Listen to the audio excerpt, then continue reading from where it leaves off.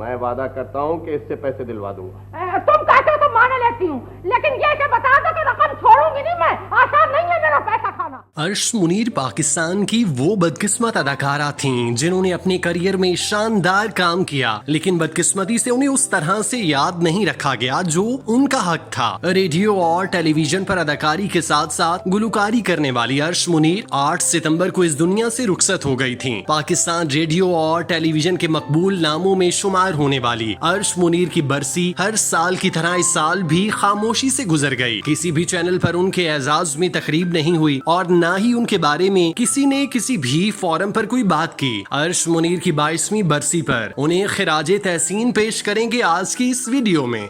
नाकामी इश्क दोनों का हासिल खाना खराब।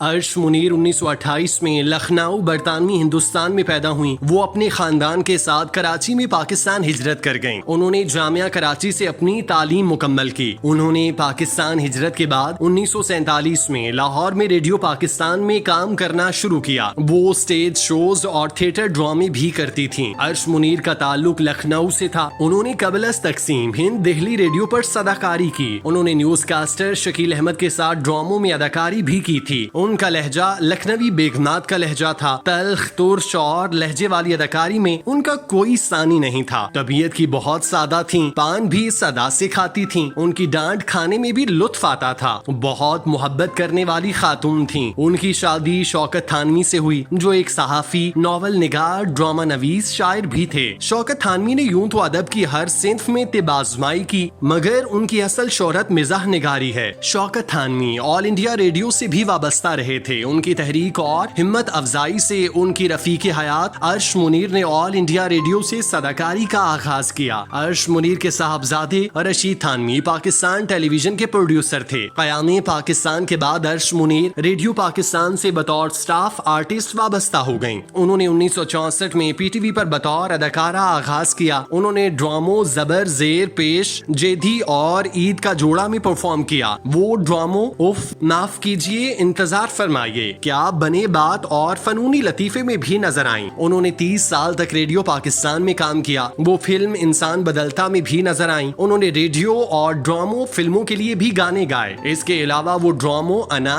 बाअदब, बामुलाहिजा होशियार और शहर जोरी में नजर आईं। मेरा मुंह ना खुलवाइए सरताज हुजूर, जब देखो मेरे भाई के पीछे पड़े रहते हैं।